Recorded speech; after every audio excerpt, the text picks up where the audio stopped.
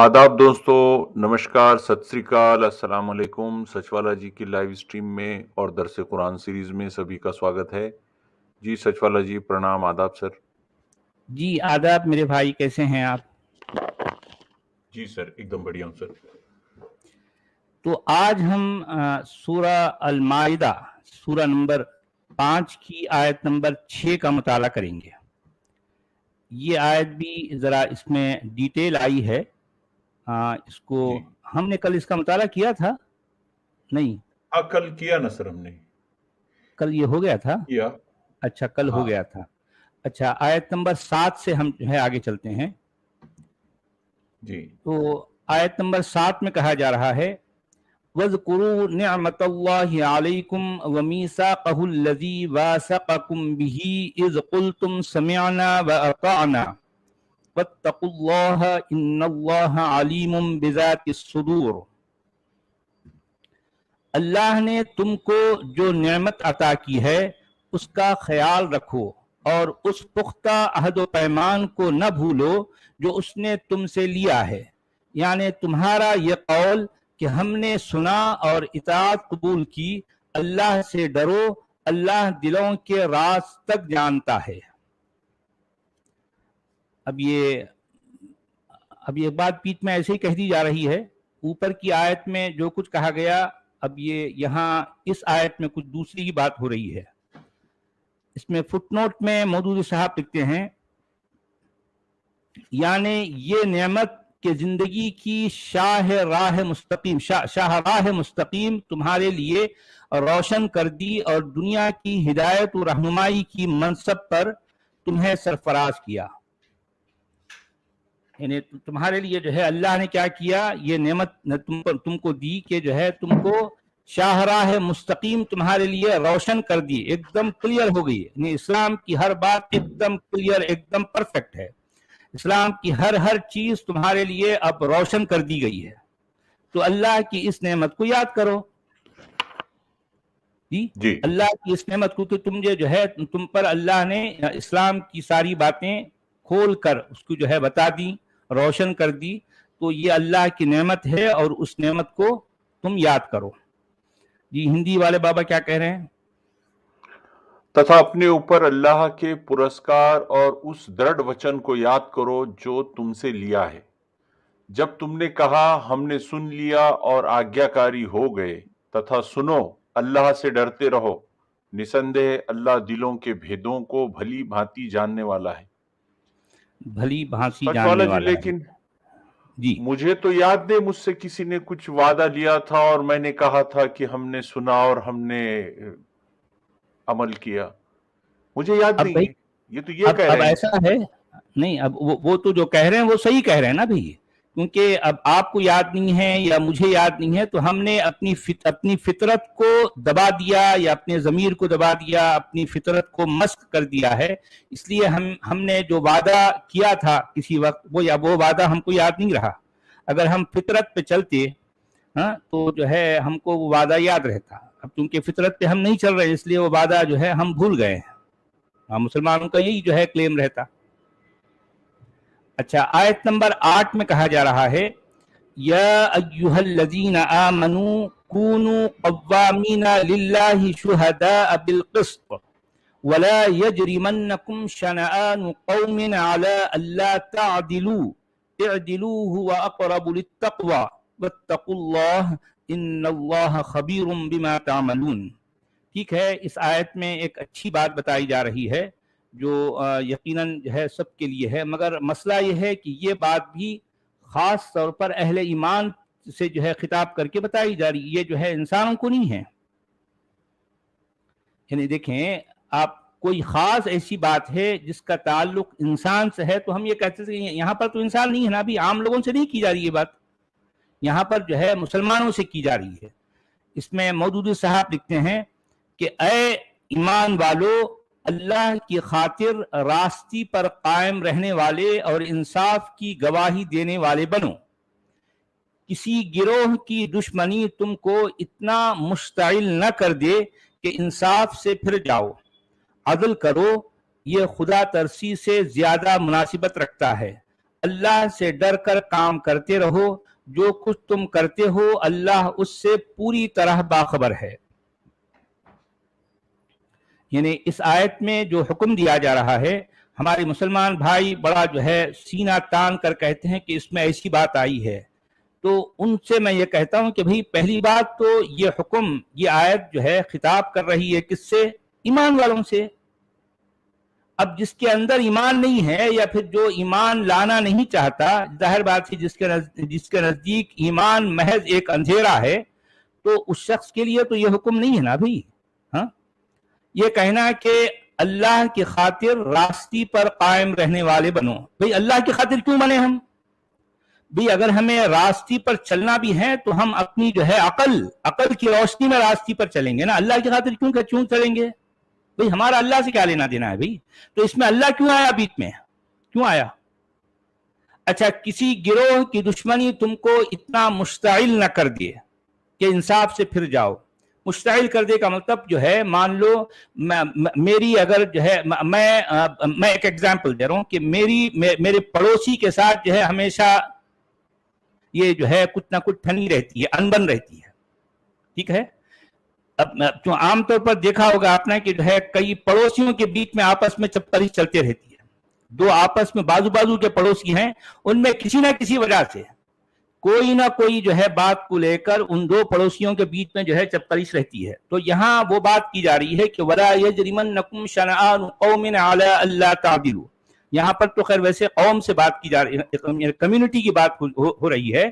اگر ایک فرد بھی، ایک انسان بھی اگر مان لو اس کے پڑوس میں کوئی دوسرا انسان رہتا، کسی نہ کسی بات پر ان دونوں کی جو ہے چخ پک چلتے رہتی، تو اب اس کو یہ کہا جا رہا ہے کہ تم اپنے پڑوسی سے، تمہاری چونکہ رہتی ہے ہمیشہ انبن، تو اس کی دشمنی میں کبھی زندگی میں ایسا کوئی موقع آ جائے کہ تم جو ہے اس کے محض دشمنی میں کیا کرو، تم انصاف سے جو ہے ہٹ جاؤ۔ ایسا نہ کرنا چاہیے تم کو۔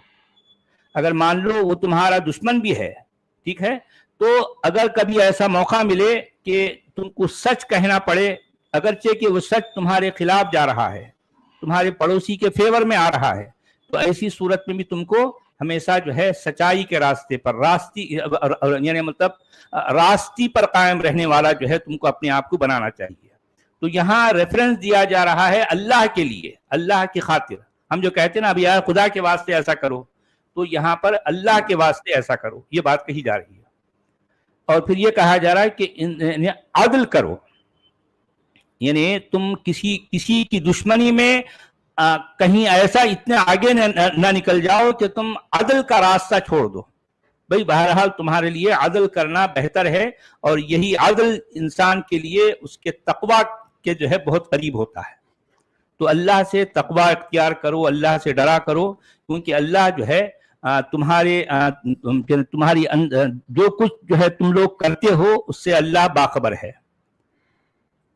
فٹ نوٹ میں لکھ رہے ہیں، اچھا فٹ نوٹ میں یہ بات سورہ نساء میں بھی آ گئی ہے، اسی کا ریفرنس دے رہے ہیں۔ تو یہاں پر یہ بات اس سے پہلے بھی آ گئی تھی، تو اب یہ اسی بات کو اس سورہ نمبر 5 میں بھی ریپیٹ کیا جا رہا ہے۔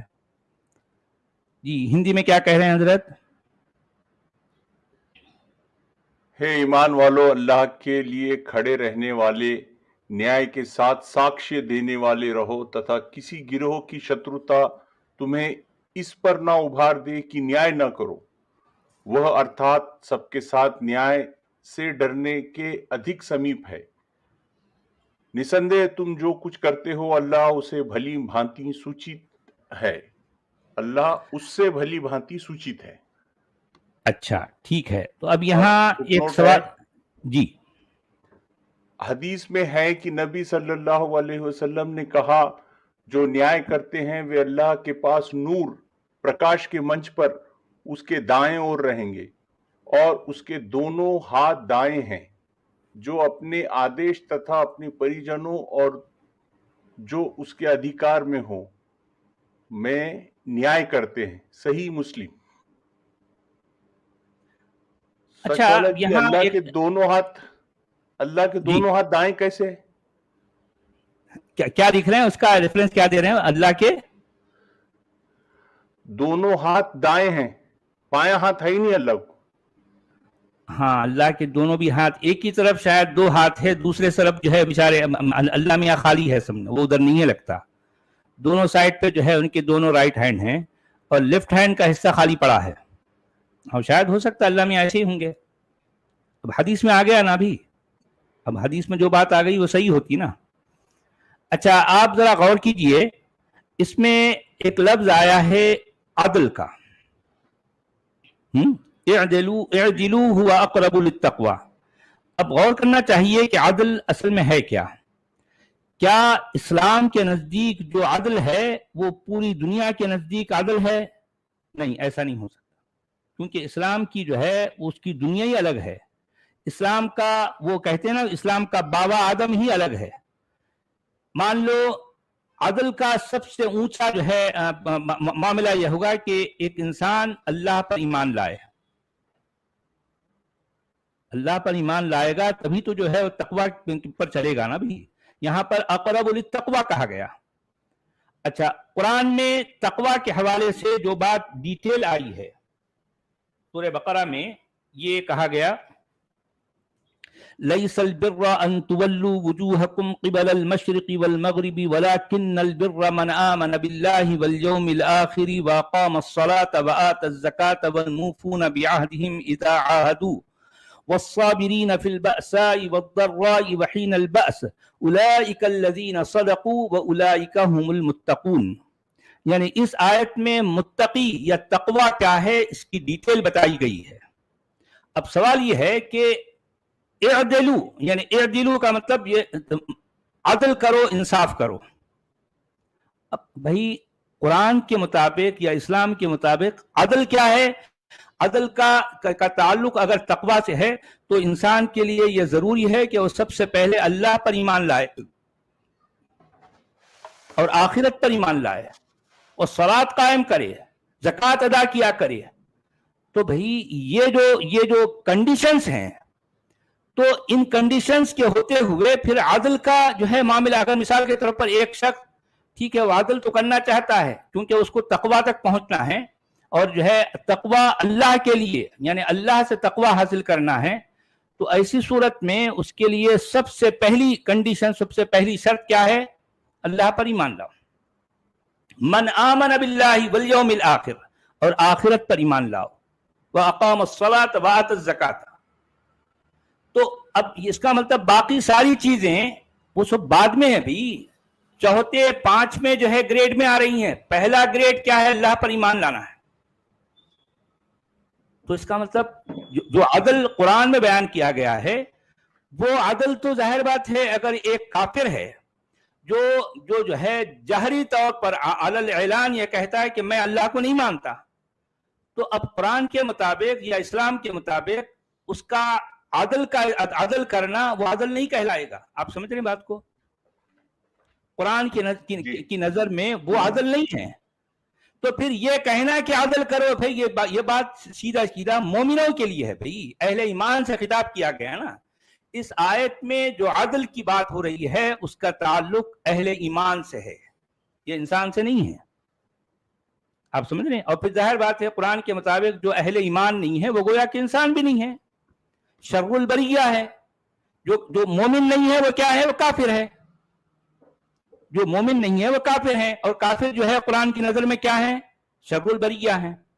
تو اس کا مطلب یہ نکلا کہ اس آیت میں بھی جو عدل کی بات ہوئی ہے، اور ہمارے مومن بھائی خاص طور پر جس زمانے میں میں ان کے ساتھ میرا اکثر جو ہے یہ اس آیت کو لے کر بات ہوتی تھی، تو وہ بڑے چاو سے کہتے یار اس میں تو کیا بات آئی ہے، کتنی گہری بات، کتنا جو ہے بہترین شاندار پیغام ہے. تو اصل میں یہ پیغام بھی یہ بات کے اندر جو شانداری ہے وہ اس کا تعلق بھی اہل ایمان سے ہے. بھائی اور جو ایمان والے نہیں ہیں ان سے یہ آیت خطاب بھی نہیں کر رہی نا، بات ختم ہو گئی. اس کا مطلب یہ اس میں لیمیٹیشنز آ گئی.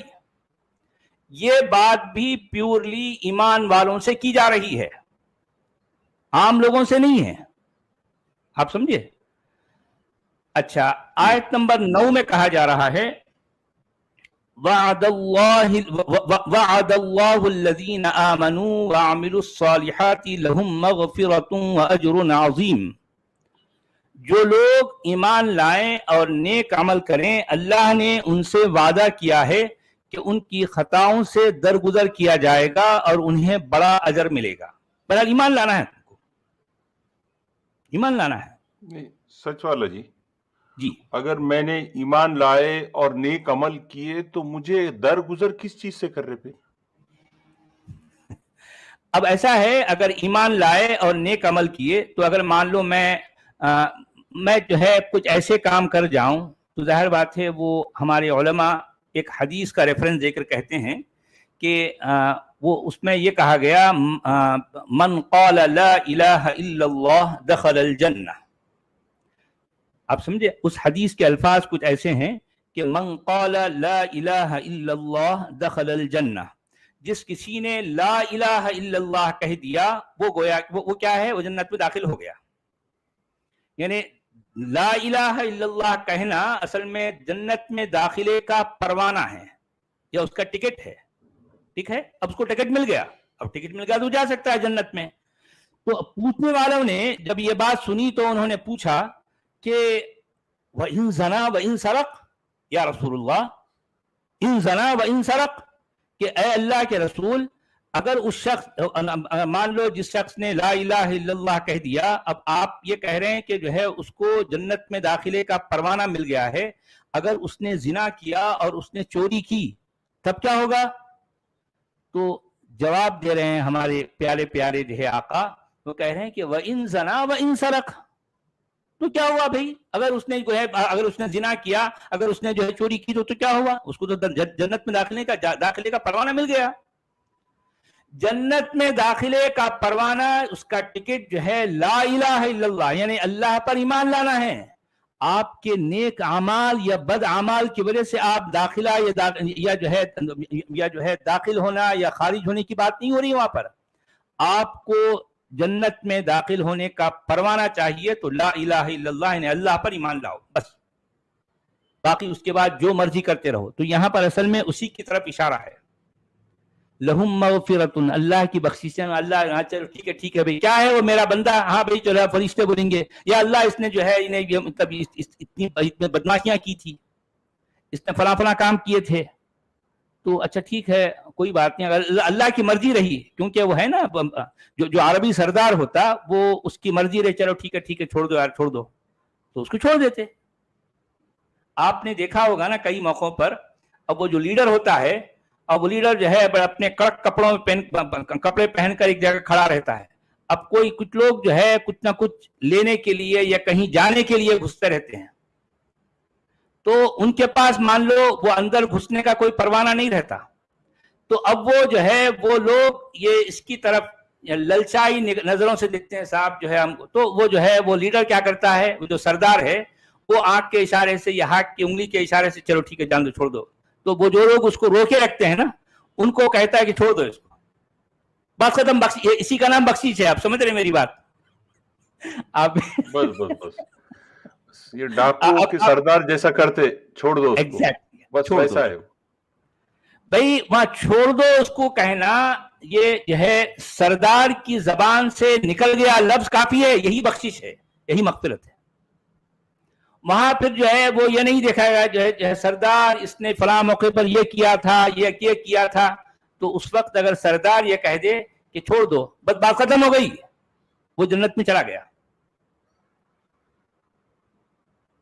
کیونکہ اس نے اللہ پر ایمان لایا نا. کیسی ہے, نے ایمان لایا اور اچھے اعمال کیا, ستکرم کیے. ہندی میں لکھ رہی ہے کہ ایمان لائے تتھا ستکرم کیے تو ان سے اللہ کا وچن ہے کہ ان کے لیے کشما تتھا بڑا پرتیپھل ہے. تو کشما کس بات کی, اگر اس نے کچھ غلطی کی, برا کام کیا, نافرمانی کی اور پھر معافی مانگی تو اللہ نے معاف کر دیا, سمجھ سکتے. لیکن ایمان بھی لا رہا, اچھے اعمال بھی کر رہا اور پھر اللہ تعالیٰ اس کو کشما کر رہا, کشما کس بات کی کر رہا بھائی؟ نہیں دیکھیں یہاں یہ بات ہے, سب سے پہلا جو ہے اس کے پاس جو پروانہ مل گیا جنت میں داخلے کا وہ ہے اللہ پر ایمان. یہ پہلی بات, یعنی آپ یہ اس کو جو ہے اپنے گانٹ سے باندھ دینا ہے, اپنے دامن سے یہ گانٹ باندھ لو کہ جو ہے اس کو پروانہ مل گیا.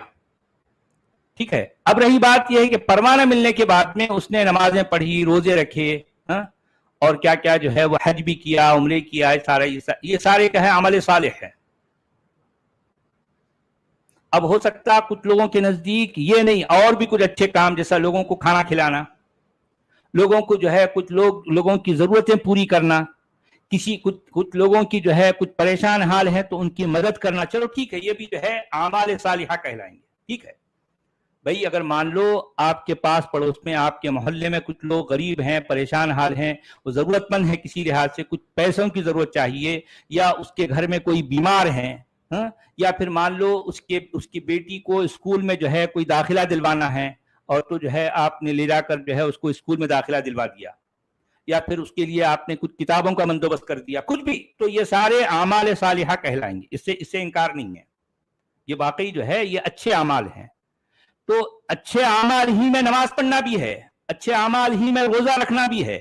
یہ سارے کے سارے ایک آدمی کام کر رہا ہے، ساتھ ساتھ جو ہے وہ ڈنڈیاں بھی مار رہا ہے. آپ سمجھے نا؟ تو اب ایسی صورت میں اللہ کیا کرے گا؟ چونکہ اس نے ایمان بھی لایا ہے، اس کو پروانہ تو مل گیا، اور ساتھ ساتھ وہ نماز بھی پڑھتا رہا، روزے بھی رکھتا رہا، کچھ لوگوں کی شاید مدد بھی کر دی اس نے. تو اب اس کے بعد اگر جو ہے اس کے جو ڈنڈیاں ہیں، تو ان ڈنڈیوں کے بارے میں اب جو ہے اللہ تعالیٰ اس کو بخشش سے کام لیں گے. فرشتے اس کو روک دیں گے، یا اللہ اس نے جو ہے فلاں موقع پر یہ کیا تھا، تو اللہ جو ہے اپنے آنکھ کے اشارے سے بولیں گے چلو جانے دو، چھوڑ دو، اندر چھوڑ دو، اندر چھوڑ دو، تو جنت میں چلا جائے گا. تو اس کے لیے بڑا اجر ہے، اجر عظیم ہے. ٹھیک ہے. اچھا، اس کا ہندی ہو گیا، آپ نے پڑھ لیا؟ جی سر، ہندی ہو گیا. آیت نمبر 9. اچھا، آیت نمبر 10 میں کہا جا رہا ہے والذین کفروا وکذبوا بآیاتنا اولئک اصحاب الجحیم. اچھا، فوری جو ہے وہ ایمان کے فوری بعد کفر کی آیت آ گئی. دیکھیں قرآن میں ہر جگہ ایمان اور کفر ایک دوسرے کے کنٹراسٹ میں آتا ہے. بہت سے لوگ آ کر جو ہے اعتراض کرتے ہیں کہ سچ والا جی آپ جو ہے کفر کے معنی غلط بیان کرتے ہیں. بھائی میں غلط بیان نہیں کر رہا ہوں. قرآن میں ہر جگہ جہاں ایمان کا ذکر ہوتا ہے اس کے فوری بعد کفر کا ذکر ہوتا ہے. دراصل قرآن یہ بتانا چاہ رہا ہے کہ ایمان کیا ہے اور کفر کیا ہے. قرآن کا اگر آپ مطالعہ کرتے ہیں تو آپ کو پتا چل جائے گا کہ مومن کون ہے اور کافر کون ہے. جس طرح سے یعنی مطلب قرآن کئی بار کہتا ہے کہ من آمن باللہ والیوم الآخر، یعنی جو اللہ پر ایمان لائے اور آخرت پر ایمان لائے. اس کے ساتھ ساتھ پھر جو ہے رسولوں پر ایمان لانا، اس کے ساتھ ساتھ پھر کتابوں پر ایمان لانا، اس کے ساتھ ساتھ پھر اس کے فرشتے جو ہیں اس پر ایمان لانا. یہ سارا کا سارا ایک پیکیج ہے. تو ان ساری باتوں کا جو ہے مطلب تعلق جو ماننے سے ہے نا، تو ان سب کو ماننے کا مطلب ہے ایمان. تو یہ تو ہو گئی ایمان کی تعریف، ایمان کی ڈیفینیشن. اب پھر کفر کیا ہے؟ ظاہر بات ہے اس کا انکار کرنا، اس کا بالکل الٹ ہے. میں یہی سمجھانا چاہتا ہوں دنیا کو کہ جو ہے قرآن میں ایمان ماننے کو کہتے ہیں، اور ماننا کیا ہے؟ اللہ پر کم سے کم یہ جو ہے لیسٹ ہے، سمجھو آخری درجے کا ایمان جو ہے کم سے کم آپ کو اتنا تو کرنا ہی کرنا ہے. وہ کیا ہے؟ اللہ پر ایمان لانا ہے، اللہ کے رسول پر ایمان لانا ہے، اللہ کی کتاب پر ایمان لانا ہے، اور اللہ کے بتائے گئے آخرت پر ایمان لانا ہے. یہ کم سے کم ہے. یعنی مطلب اس پر اگر کسی کا ایمان نہیں ہے، مثال کے طور پر کوئی ایک آدمی کہے گا میں اللہ پر ایمان لاتا ہوں لیکن میں آخرت پر نہیں لاتا، یا میں کتاب پر نہیں لاتا، یا میں رسول پر ایمان نہیں لاتا، تو پھر جو ہے اس کا ایمان کمپلیٹ نہیں ہے. کمپلیٹ ایمان کم سے کم یہ 4 پوائنٹس ہیں. یہ اللہ ہے، اس کا رسول ہے، اس کی کتاب ہے، اور آخرت ہے. یہ 4 باتوں پر ایمان لانا اس کو ماننے والے کو مومن کہیں گے. اور ان 4 باتوں کا انکار کرنے والا کہے گا نہیں بھائی میں یہ کیا ہے، یہ بکواسات ہے یار، کون اللہ کون رسول یار، ہمارے پاس کوئی ثبوت نہیں ہے اس کا، یہ کتاب تو ایک بھونڈی کتاب ہے، اور آخرت وقت کی باتیں تو جو ہے لوگوں کی اپنی من گھڑت کہانیاں ہیں. جو شخص یہ کہتا ہے وہ کافر ہے. آپ سمجھ رہے ہیں نا؟ یعنی یہ ایمان اور کفر بہت بڑا جو ہے کوئی راکٹ سائنس نہیں ہے. اس کے ایک آدمی کو اس کو اتنا بڑا دماغ چاہیے آئنسٹائن کے جیسا کہ اس کو سمجھے کافر کیا ہے ایمان کیا ہے. بھائی قرآن بار بار ریپیٹ کر رہا ہے، قرآن بتا رہا ہے کہ ایمان کیا ہے اور کفر کیا ہے. قرآن یہ کلیئر کر رہا ہے کہ مومن کون ہوتے ہیں، کافر کون ہوتے ہیں. تو اس طرح سے ابھی پہلی والی آیت نمبر 9 میں جو ایمان والوں کا ذکر ہو گیا، تو اب یہ آیت نمبر 10 میں کہا جا رہا ہے والذین کفروا وکذبوا بآیاتنا اولئک اصحاب الجحیم. رہے وہ لوگ جو کفر کریں اور اللہ کی آیات کو جھٹلائیں تو وہ لوگ کیا ہیں؟ دوزخ میں جانے والے ہیں. وہ لوگ اصحاب الجحیم ہیں، وہ دوزخ والے ہیں. یعنی جو کفر کریں اور ہماری آیتوں کو جو ہے جھٹلائیں. اچھا ہماری آیتیں کیا ہیں بھئی؟ یہی جو ہے قرآن کی آیتیں. اور کیا ہے؟ اب ہمارے جو ہے وہ جو اہل قرآن جو ہے جو ہمارے دوست ہیں وہ کہتے ہیں نہیں آیتیں کا مطلب کچھ اور ہے. میں ان سے پوچھتا رہ گیا یار آخر آیتیں ہیں کیا؟ وہ جو ہے جب آیتوں کا جو ہے کا نام لیتے ہیں نا ان کی آنکھیں ایسی ہو جاتی ہیں, ان کے بہو اوپر ہو جاتے ہیں, وہ ہاتھ ایسے ہو کر بتا رہے بھائی کیا ہے یار آیتیں؟ آیتیں کسے کہا جاتا ہے؟ وہ جو ہے آج تک نہیں بتا پائے کہ جو ہے آیتیں ہیں کیا. پھر کہتے ہیں جب ان سے خوب پوچھا جائے گا پکڑ کے جھنجھوڑ کر کہ جو ہے آیتیں کیا ہے تو کہتے ہیں یہ سورج جو ہے نا سورج اللہ کی آیت ہے.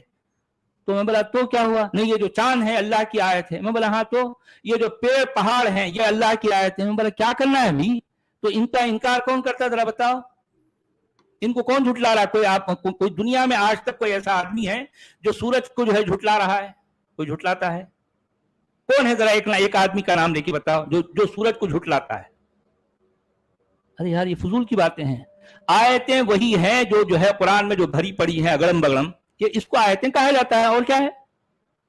ظاہر بات ہے انہی آیتوں کا ایک آدمی جھٹلائے گا جس کے پاس عقل ہے, عقل کی روشنی ہے, وہ اپنی روشنی میں رہ کر یہ جو ہے فضولیات, یہ جو ہے جو باتیں ہوتی ہیں قرآن میں, اس کو کہے گا یار یہ بچکانہ انداز میں جو ہے باتیں جو ہے ہمارے بچے بھی ایسی باتوں پر جو ہے ایمان اس طرح کی باتوں کو جو ہے نہیں مانیں گے.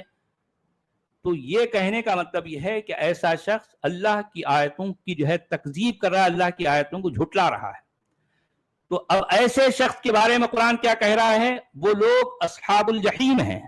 وہ کیا ہیں؟ دوزخ والے لوگ ہیں. لیجئے یہ آ گئی بات.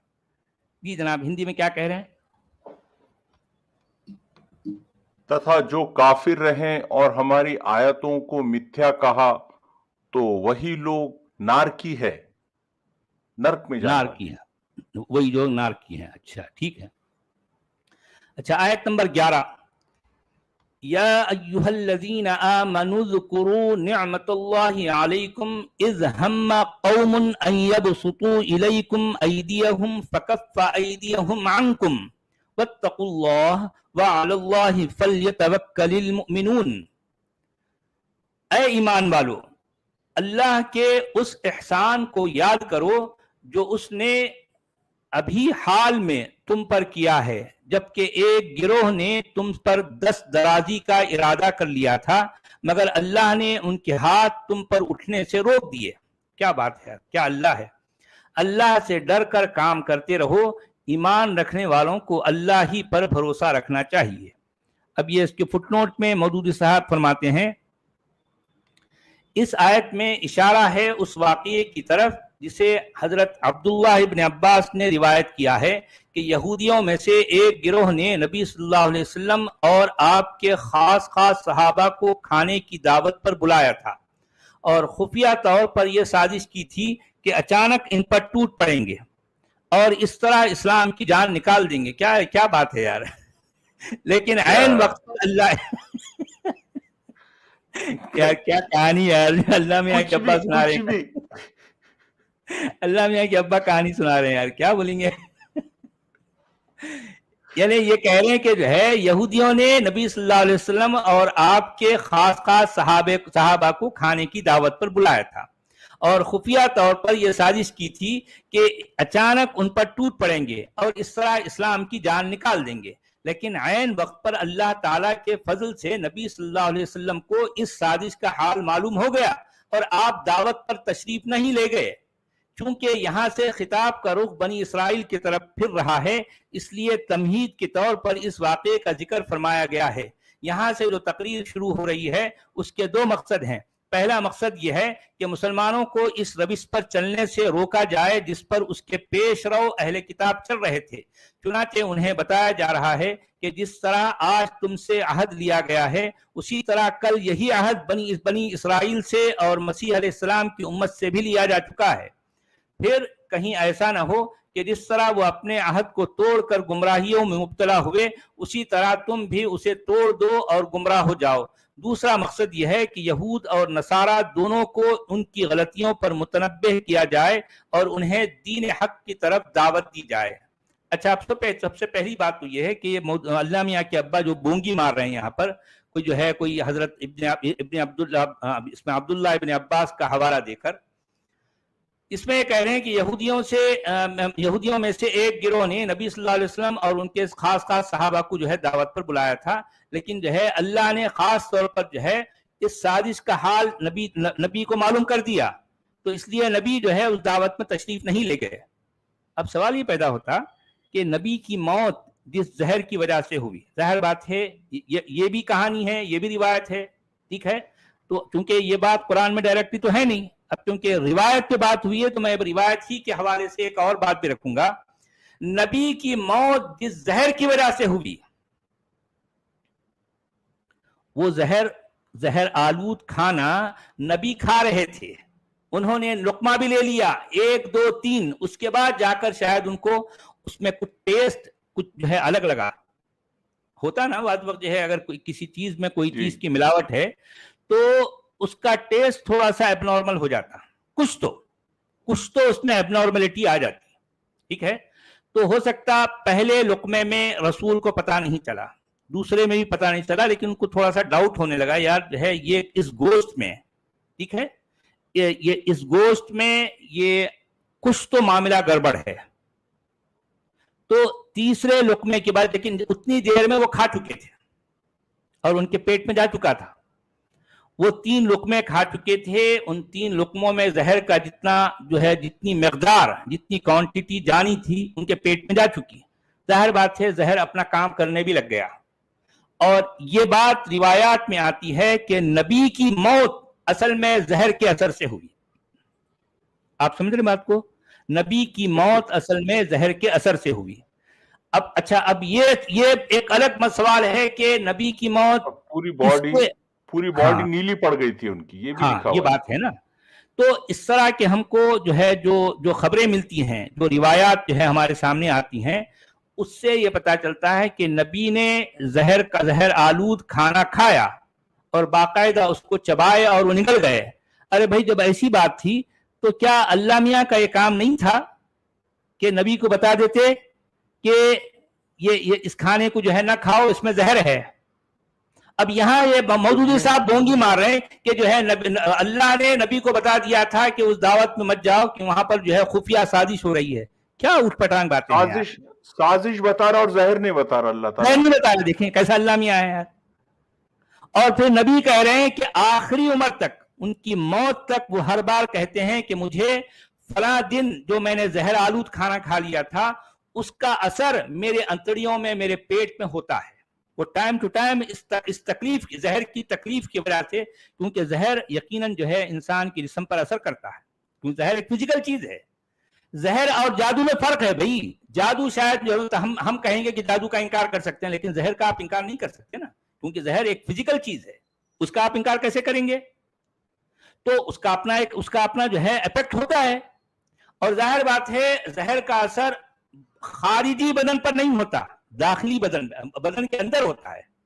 اگر مان لو کسی نے زہر کو کھانے میں ایسے طریقے سے ملایا کہ اس کو اندازہ نہیں ہوتا اور وہ کھا لیا، اگر مان لو جو ہے وہ اور چند لقمے کھا لیتے تو شاید یہ جو ہے یہ حضرت اسی وقت ڈھیر ہو جاتے، لیکن اس میں کوئی شک نہیں کہ یہ شخص جو ہے بڑا ذہین تھا، یہ جس شخص کو مسلمان اپنا نبی سمجھتے ہیں ظاہر بات ہے بڑا ذہین ہے، اس کو اندازہ تھا ارے یار یہ اس میں کچھ گڑبڑ ہے، محض اپنی جو ہے وہ اس کے اندازے کی بنیاد پر جو ہے اس نے کھانا چھوڑ دیا، لیکن جتنی دیر تک وہ جو ہے جتنے لقمے کھائے اور جو ہے اس کو چبائے اور اس کو نگل گئے، وہ اس کا اپنا اثر ان کے جسم کے اندر ہو گیا، اور اسی اثر کی وجہ سے ان کی موت ہوئی الٹیمیٹلی تقریباً 6 مہینے کے بعد، اور ان 6 مہینوں کے دوران وہ تڑپ رہے ہیں، کئی موقعوں پر جو ہے ان کو وہ زہر ان کے جسم کے اندر جو ہے اثر کرتا ہوا دکھائی دے رہا تھا، محسوس ہو رہا تھا۔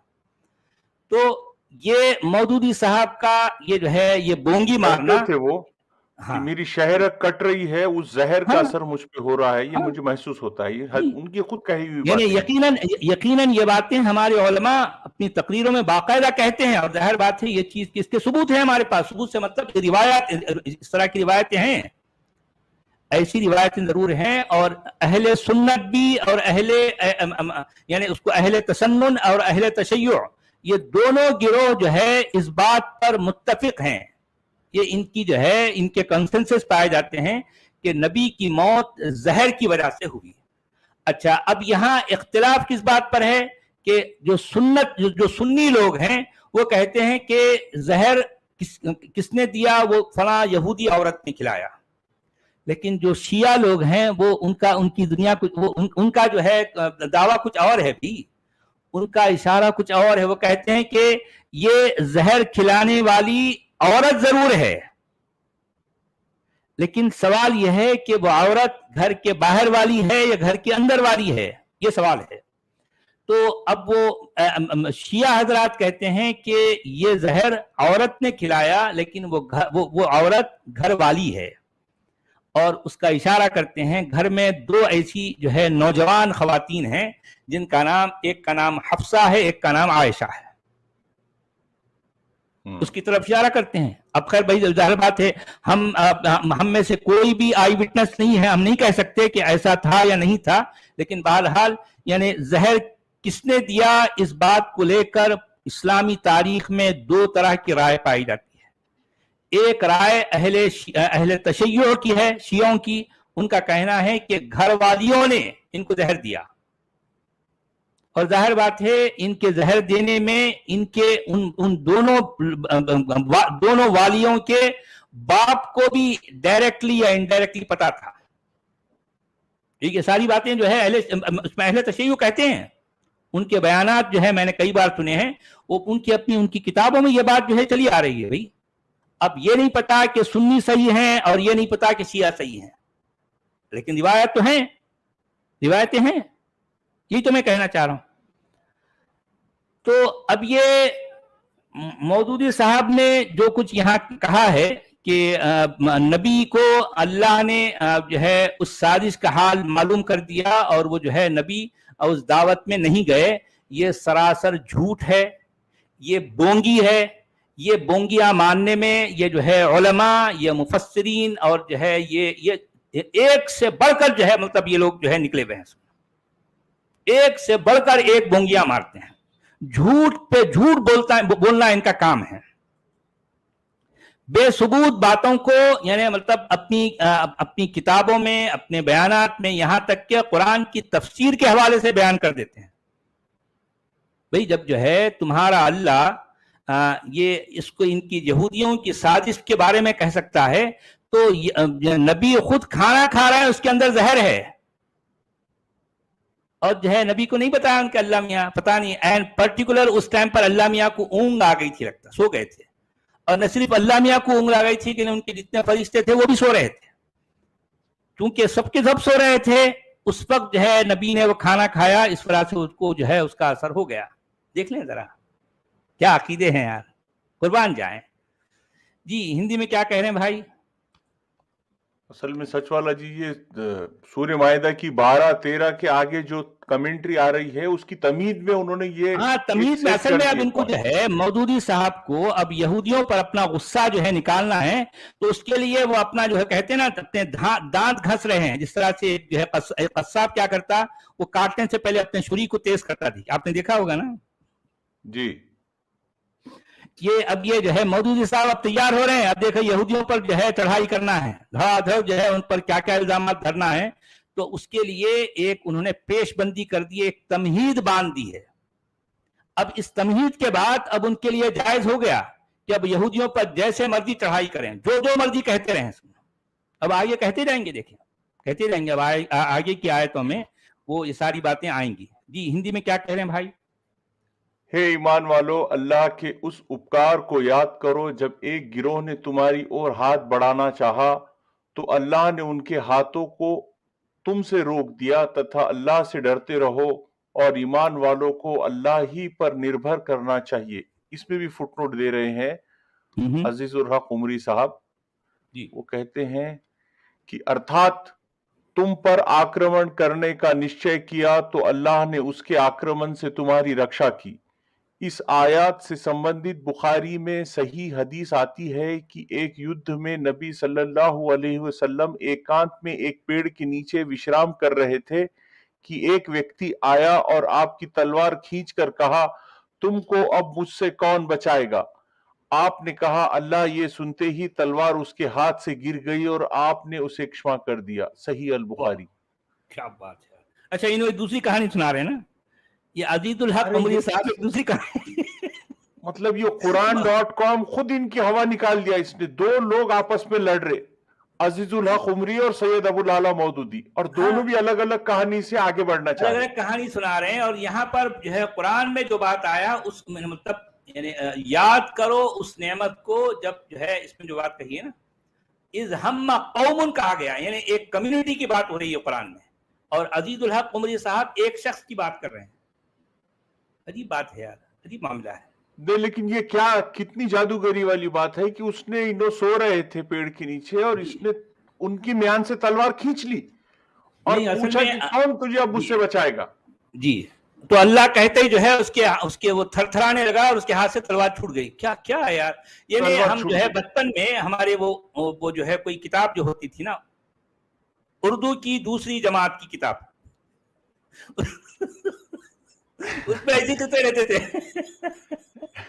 اس میں ایک احمد رہتا تھا, احمد کے سر پہ ٹوپی رہتی تھی, وہ جو ہے وہ کسی لکڑہارے کا جو ہے کا بیٹا رہتا, تو وہ اس طرح کی کہانیاں سناتے ہیں.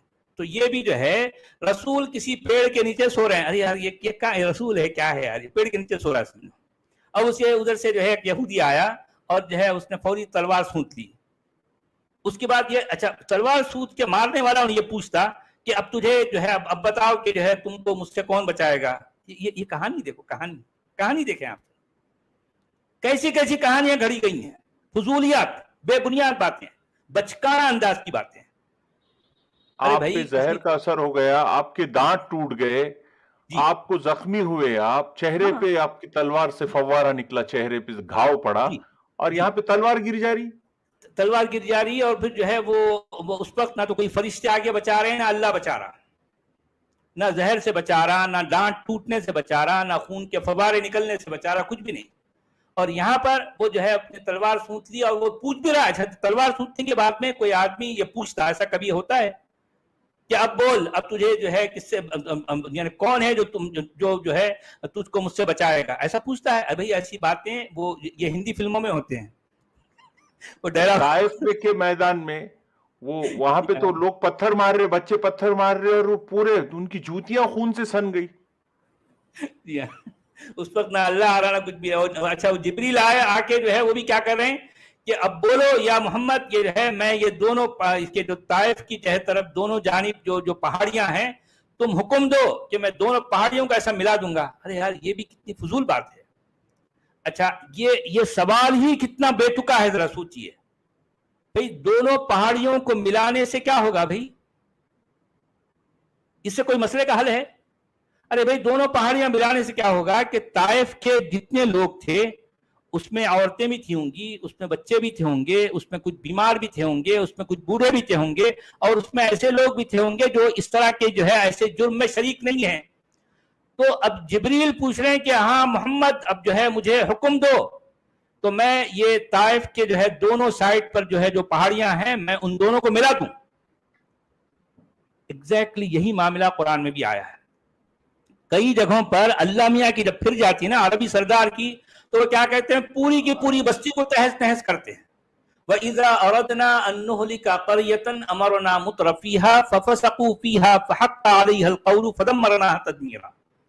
قرآن میں ایسی بے شمار جگہوں پر یہ باتیں آئی ہیں جس میں یہ بتایا گیا کہ جو ہے جو اچھا قصور کرنے والے کوئی اور ہیں, جو گناہ کیے, ٹھیک ہے بھی گناہ گار جو ہیں ان کو آپ سزا دو. نہیں, اللہ میاں کا کام کیا ہے, وہ پوری کی پوری بستی کو تہس نہس کر دیتے ہیں. اس میں دودھ پینے والے بچے بھی ہوں گے, اس میں عورتیں بھی ہوں گے جو اپنے کام کاج میں مصروف ہیں, اس میں بوڑھے بھی ہوں گے, بھئی اس میں کچھ بیمار بھی ہوں گے یقیناً. لیکن اللہ میاں جو ہے یہ اللہ میاں ہے یا بلڈوزر ہے بھئی؟ آپ نے دیکھا ہے کہ بلڈوزر جو ہے دھڑا دھڑ جو ہے وہ ہے نا ایک لگڑ بگڑ جو ہے بلڈوزر, وہ آتا ہے سیدھا جو ہے ہر چیز کو اکھاڑ پھینک دیتا ہے. اس کے نزدیک جو ہے کوئی سود بوت نہیں ہوتی یار, جو ہے یہ اس چیز کو ایسا نکالنا ہے, اس کو ایسا نہیں, وہ آتا ہے دھڑ پڑ کر کے ہر چیز کو اکھاڑ کے پھینک دیتا ہے. تو اللہ میاں بھی ویسی ہے. ایک جو ہے کھد بگڑے جو ہے جو بلڈوزر میں اور اللہ میاں فرق کیا ہے, بتاؤ کیا فرق ہے؟ بھئی دیکھیں ایک عقل مند، ایک حکیم جو ہوتا ہے، حکمت والا، اگر واقعی اس کے نزدیک کسی کو سزا دینا اس کا مقصود ہے تو اسی کو سزا دیتا ہے ایکیوریٹلی، پرفیکٹلی، جو مجرم ہے. یہ معاملہ اللہ میاں کا پورے قرآن میں ایسا بھرا پڑا ہے کہ اللہ میاں کی جب پھر جاتی ہے تو پورے کے پوری قوم کو جو ہے تباہ کر دیتے ہیں. اگر قوم کا کوئی ایک آدمی اگر کسی نبی کو قتل کرتا ہے تو پوری قوم کو جو ہے اس پر اس کا جو ہے مرید الزام جو ہے بنا دیتے ہیں. پوری قوم کو اس پر یہ الزام لگاتے تھے کہ جو ہے انہوں نے ایسا کیا. ارے بھائی پوری قوم نے نہیں کیا نا، لیکن اللہ میاں کا کام ایسی ہے. تو میں کہتا ہوں کہ اللہ میاں میں اور ایک کھد بگڑے بلڈوزر میں کیا فرق ہے؟ کیا فرق ہے؟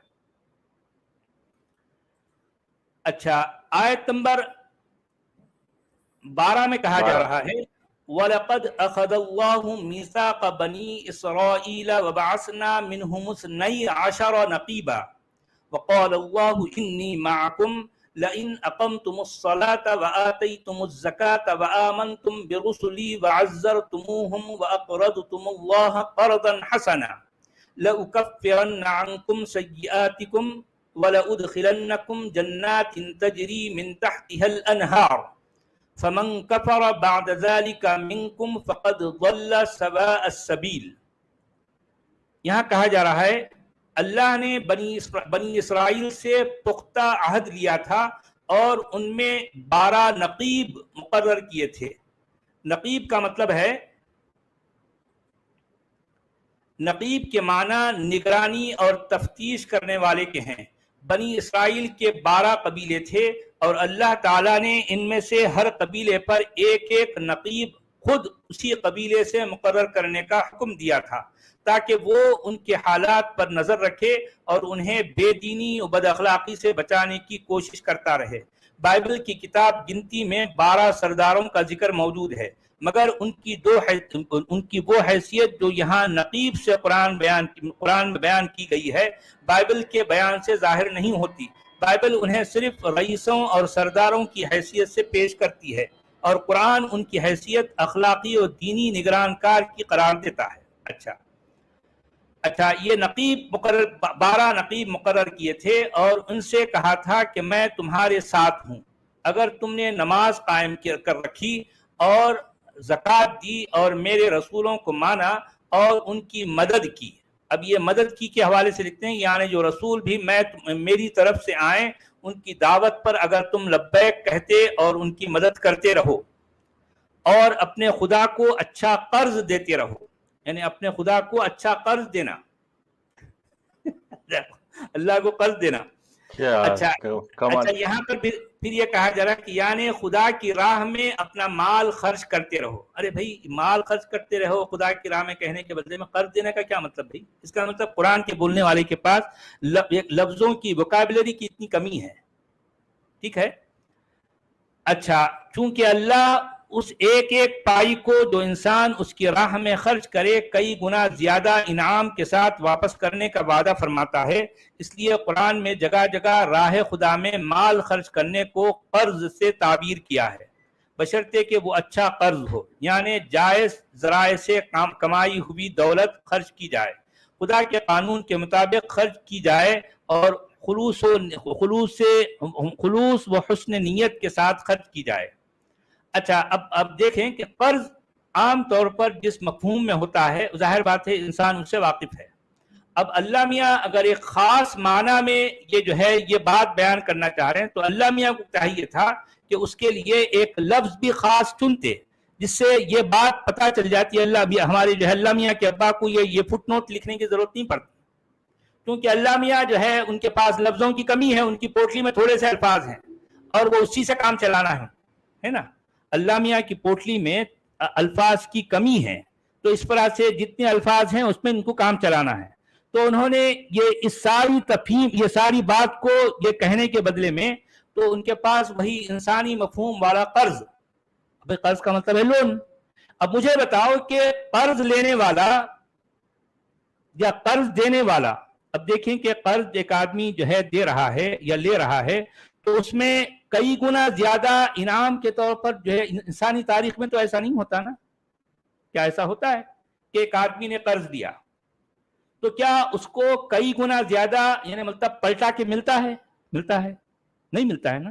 اب اگر مان لو اس میں یہ تصور پایا جا رہا ہے کہ جس کا جو قرض اللہ کے لیے دیا جائے گا تو اللہ اس کو کئی گنا زیادہ انعام کے ساتھ واپس کرے گا، تو اللہ میاں کی یہ ذمہ داری تھی کہ وہ بجائے قرض کہنے کے ایک کوئی دوسرا لفظ کہتے جس سے یہ معنی واضح ہو جاتے. لیکن اللہ میاں کے پاس وکیبلری کی اتنی کمی ہے نا، بہت تنگ ہے ان کی پوٹلی، اللہ میاں کی پوٹلی بہت تنگ ہے، تو وہ جو ہے قرض کہہ رہے ہیں، حالانکہ قرض کے یہ معنی ہے ہی نہیں. جو معنی مودودی صاحب بتا رہے ہیں وہ معنی مطلب قرض کے نہیں ہے. اب چونکہ مودودی صاحب کی مجبوری ہے نا، کیونکہ بات کرنے اللہ میاں کو نہیں آتا، تو اب اللہ میاں کے ابا آ کر جو ہے وہ بات کر رہے ہیں. اچھا، تو اب یہاں یہ کہا جا رہا ہے کہ تو یقین رکھو کہ میں تمہاری برائیاں تم سے زائل کر دوں گا. یعنی مطلب یہ کیا کہہ رہے ہیں، اپنے خدا کو اچھا قرض دینے سے یعنی اللہ میاں کیا کریں گے، تمہاری برائیاں تم سے زائل کر دیں گے. اب یہ اس کے فٹ نوٹ میں لکھ رہے ہیں مودودی صاحب، کسی سے اس کی برائیاں زائل کر دینے کے دو مطلب ہیں.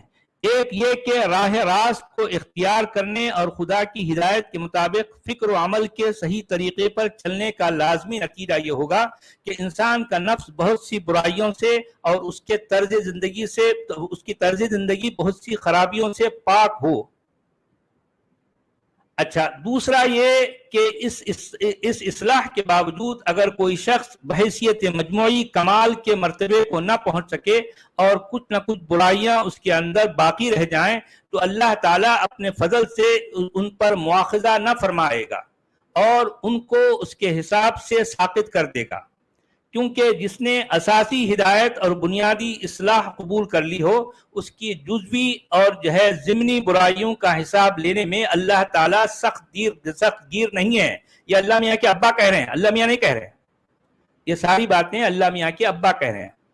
اچھا، اور تم کو ایسے باغوں میں داخل کروں گا جن کے نیچے سے نہریں بہتی ہوں گی. وہی جنت میں، جنت کا جو ہے قرآن کے نزدیک جنت کا ایک عام تصور کیا ہے، وہ اس کے نیچے سے نہریں بہ رہی ہوں گی. جنت کیا ہے، نیچے سے اس کے نیچے سے یعنی جس جگہ کے نیچے سے نہریں بہتی ہیں اس جگہ کو جنت کہتے ہیں قرآن کے مطابق. مگر اس کے بعد جس نے تم میں سے کفر کی روش اختیار کی تو در حقیقت اس نے سواء السبیل گم کر دی. تو اس کے فٹ نوٹ میں لکھتے ہیں مودودی صاحب، اب یہاں بہت لمبی چھوڑی، اب ان کو کہنے کا موقع مل گیا اپنا غصہ نکالنا سواء السبیل سے لے کر. اچھا، سواء السبیل کے بارے میں لکھتے ہیں مودودی صاحب، یعنی اس نے سواء السبیل کو پا کر پھر کھو دیا. یعنی سواء السبیل کیا ہے، سیدھا راستہ، سمجھ رہے نا، ایک اسٹریٹ فارورڈ یعنی اسٹریٹ روڈ جو ہوتی ہے نا، بالکل سیدھی روڈ، وہ اس کو پانے کے بعد میں اس کو کھو دیا. یعنی پھر جو ہے وہ سیدھی روڈ کو چھوڑ کر وہ بازو والی روڈ پہ چلے گیا، تو اس کا مطلب وہ کیا ہوا، بھٹک گیا. اچھا، اور وہ تباہی کے راستوں میں بھٹک نکلا. سواء السبیل کا ترجمہ توسط و اعتدال کی شاہراہ کیا جا سکتا ہے، مگر اس سے پورا مفہوم ادا نہیں ہوتا. اسی لیے ہم نے ترجمے میں اصل لفظ ہی کو جوں کا توں لے لیا ہے. اس لفظ کی معنویت کو سمجھنے کے لیے پہلے یہ ذہن نشین کر لینا چاہیے کہ انسان بجائے خود اپنی ذات میں ایک عالم اصغر ہے جس کے اندر بے شمار مختلف قوتیں اور قابلیتیں ہیں، خواہشیں ہیں، جذبات اور رجحانات ہیں، نفس اور جسم کے مختلف مطالبے ہیں، روح اور طبیعت کے مختلف تقاضے ہیں. پھر ان افراد کے ملنے سے جو اجتماعی زندگی بنتی ہے وہ بھی بے حد و حساب پیچیدہ تعلقات سے مرکب ہوتی ہے، اور تمدن و تہذیب کے نشو و نما کے ساتھ ساتھ اس کی پیچیدگیاں بڑھتی چلی جاتی ہیں. پھر دنیا میں جو سامان زندگی انسان کے چاروں طرف پھیلا ہوا ہے، اس سے کام لینے اور اس کو انسانی تمدن میں استعمال کرنے کا سوال بھی انفرادی اور اجتماعی حیثیت سے بکثرت شاخ در شاخ مسائل پیدا کرتا ہے. انسان اپنی کمزوری کی وجہ سے اس پورے عرصے حیات پر بیک وقت ایک متوازن نظر نہیں ڈال سکتا. اسی بنا پر انسان اپنے لیے خود زندگی کا کوئی ایسا راستہ بھی نہیں بنا سکتا جس میں اس کی ساری قوتوں کے ساتھ انصاف ہو. اس کی تمام خواہشوں کا ٹھیک ٹھیک حق ادا ہو جائے، اس کے سارے جذبات اور رجحانات میں توازن قائم رہے، اس کے سب اندرونی اور بیرونی تقاضے تناسب کے ساتھ پورے ہوں، اس کی اجتماعی زندگی کے تمام مسائل کی مناسب رعایت ملحوظ ہو اور ان سب کا ایک ہموار اور متناسب حل نکل آئے، اور مادی اشیاء کو بھی شخصی اور تمدنی زندگی میں عدل و انصاف اور حق شناسی کے ساتھ استعمال کیا جاتا رہے۔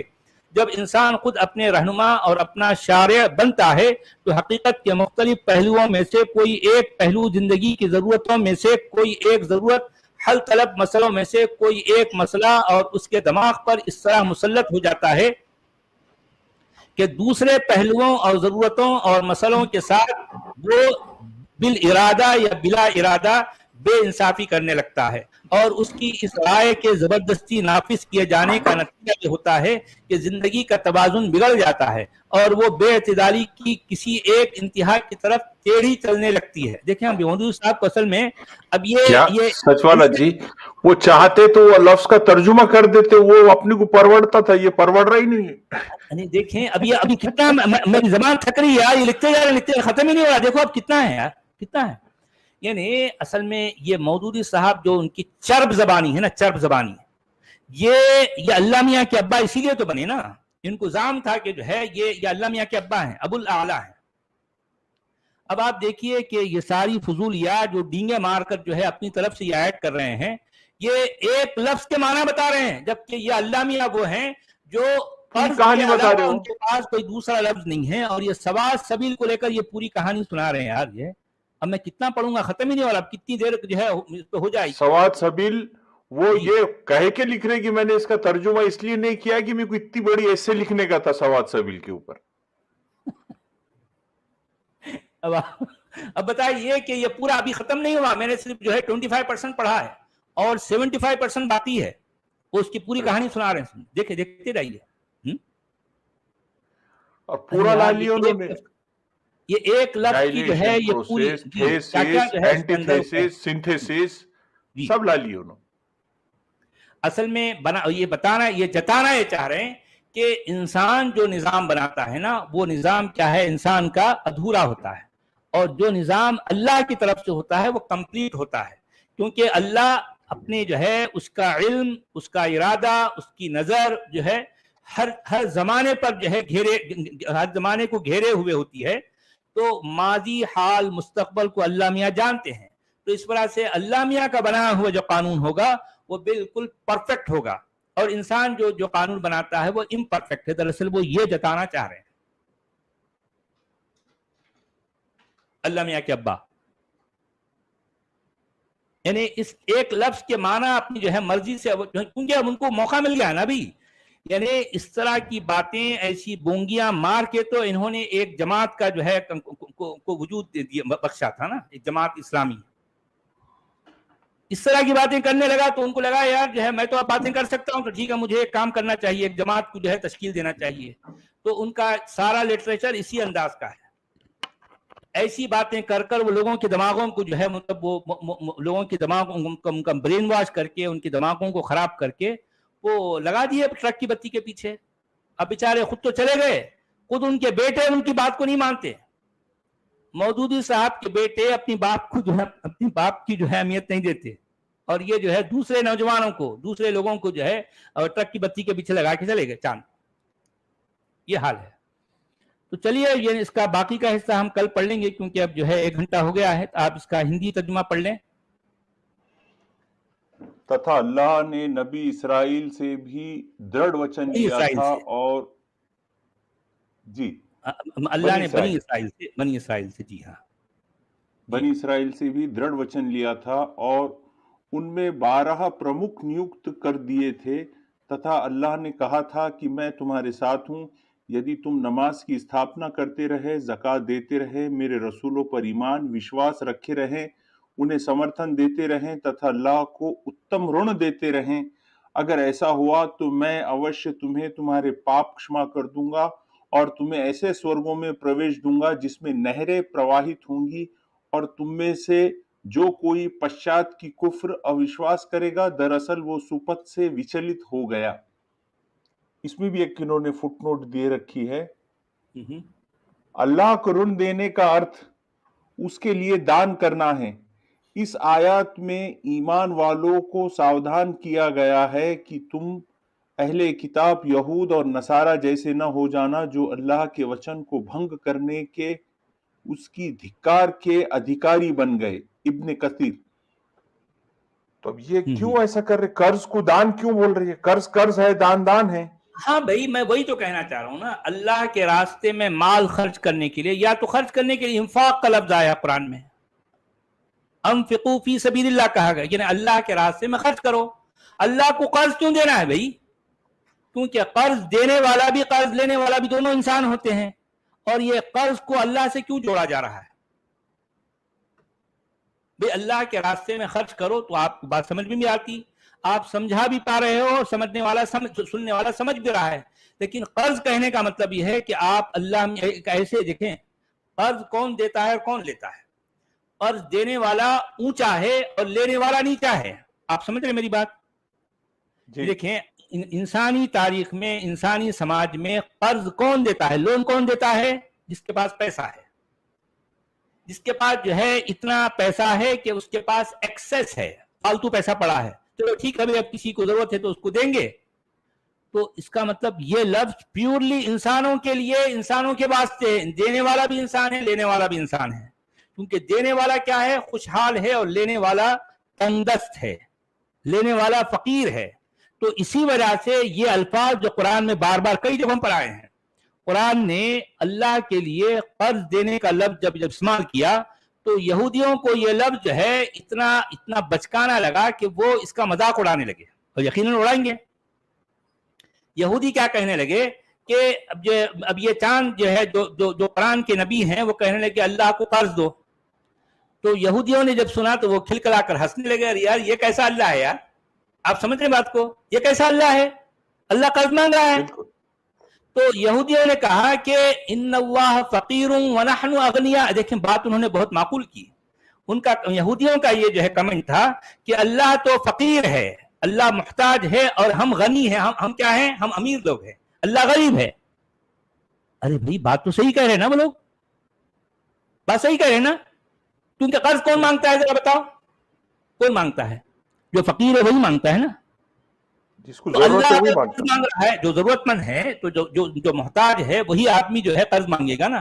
तो अगर अल्लाह कर्ज मांग रहा है तो अल्लाह क्या है? मुहताज हो गया। फकीर का मतलब है मुहताज, जरूरतमंद, ठीक है। अच्छा, तो अब ये इस पर अल्लाह मियाँ जब ये बात जब उनको पता चली कि जो है यहूदी ऐसे कह रहे हैं, तो अब उनको जो है, वैसे भी अल्लाह मियाँ यहूदियों पर उनकी जो है एकदम यानी यूं समझिए खार खाए हुए रहते हैं। तो यहूदियों ने जब इनका जो है इनकी खिल्ली उड़ाई कि अल्लाह मियाँ तो जो है फकीर हैं और हम लोग क्या है? अमीर हैं। क्योंकि अब इंसान, हम का मतलब इंसान, यानी इंसान क्या है? अमीर है, और अल्लाह मियाँ फकीर हैं। तो अब अल्लाह मियाँ को आ गया गुस्सा। अच्छा, सनक्तुबु मा क़ालू, तो हम क्या करेंगे? वो जो यहूदी ये इस तरह की जो बात कर रहे हैं ना, हम अनकरीब इसको लिखेंगे, हम नोट कर लेंगे। और नोट करते रहो भाई, क्या होने वाला है। देखिए, अल्फाज आए हैं, सनक्तुबु मा क़ालू व क़त्लुहुमुल अंबिया। अच्छा, यहाँ पर जो अल्लाह मियाँ पहले से तपे हुए हैं, हम उनकी ये बात भी जो हमारे बारे में वो कह रहे हैं कि अल्लाह जो है फकीर है, उन्होंने, यहूदियों ने ये जो कहा ना, तो हम उनकी ये बात भी लिखेंगे, और वो भी जो है वो नबियों को कत्ल किया करते थे। अरे यार, ये हर जगह ताना मारेंगे अल्लाह मियाँ कि भाई यहूदी कौम बहैसियत मजमूई, यानी एक कम्युनिटी के तौर पर क्या उन्हें नबियों ने क्या उन्होंने नबियों को कत्ल किया? कोई सबूत है तो बताओ। कोई सबूत नहीं है भाई। किसी जमाने में अगर किसी एक फर्द ने ऐसी हरकत की थी तो पूरी की पूरी कौम को उसका निशाना आकर क्यों बनाया जाए? कुरान में बार बार इसका जिक्र किया जाता है कि जो है यहूदियों ने नबियों को कत्ल किया, यहूदियों ने नबियों को कत्ल किया। देखिए, ये मामला है कुरान का। चलिए जनाब, 1 घंटा हो गया है, तो चलिए सर, अब हम यहाँ रुकेंगे जी। ये संदीप पंजाबी जी का एक सुपर चैट है। जी, आदाब और प्रणाम कह रहे हैं, बहुत धन्यवाद संदीप भाई। तो अब हम आधे घंटे के बाद फिर से जुड़ते हैं और लाइव कॉल्स लेंगे। जी ठीक है जी, ये क्या है? तो आज क्या है भाई? Post conversion. अच्छा, چلیے ٹھیک ہے, صحیح کلمہ بات. پڑھانے کے اوپر ہے سر. اچھا اچھا, ہاں کلمہ تو پڑھانا تو جو ہے اسلام اور اسلام کے ماننے والوں کے لیے ضروری ہے نا بھائی. اللہ کا دین, اللہ کا پیغام اللہ کے بندوں تک پہنچانا, ان کو اللہ کے راستے پر لانے کے لیے ان کو جو ہے کنورٹ کرنا, ان کو کنورٹ کرنا ضروری ہے. اور جو ہے یہ اللہ کا حکم بھی ہے اور یہ اللہ کے نبی کی سنت بھی ہے کہ اس طرح کے کنورژن میں یہ تو جو ہے زبان سے پہلے کام لو.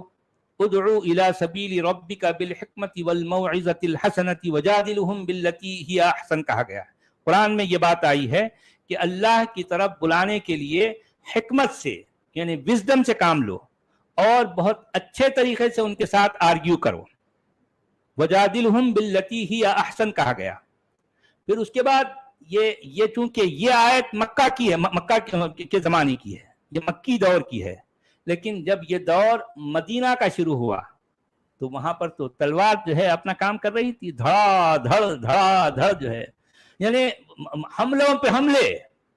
راتوں میں جو ہے شب خون ہوتا ہے, خون خرابہ ہوتا ہے, خون کی ندیاں بہ رہی ہیں, کتنے لوگوں کی جو ہے جانیں اس میں چلی گئی. مان لو کہ جو ہے 8 سال کے عرصے میں, صرف 8 سال میں, مدینہ کے 8 سال میں, کیونکہ شروع کے 2 سال تو وہ ابھی اپنی طاقت جٹانے میں چلے گئے تھے, مدینہ کے 8 سال میں کہا جاتا ہے کہ لگ بھگ 83 to 95 یہ غزوات اور سرایا کا ذکر ملتا ہے. میکسیمم 95, منیمم 83, یعنی لگ بھگ ایک ایوریج آپ 90 پکڑ لو. 90 جو ہے جنگیں ہوئی.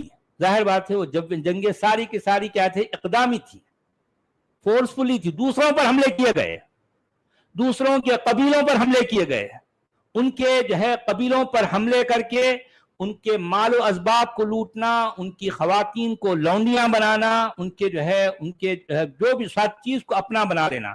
یہ سلسلہ 8 سال تک چلتا رہا اور اس کی تعداد تقریباً 90 ہے, 90 تقریباً. جی سچ والا جی, وہ طارق مسیح بول کے ایک پارلیمنٹیرین ہے پاکستان کے, ان کی ویڈیو بھی چلائیں گے اور یہ کچھ ڈسکشن لیں گے, پھر کالز لیں گے سر. ٹھیک ہے, تب تک کے لیے ہم سب سے ودا لیتے ہیں. اچھی سبھی بات کا ہے, ٹھیک ہے, شکریہ. آپ سے آدھے گھنٹے کے بعد ملتے ہیں. اوکے جناب, رائٹ. جی خدا حافظ.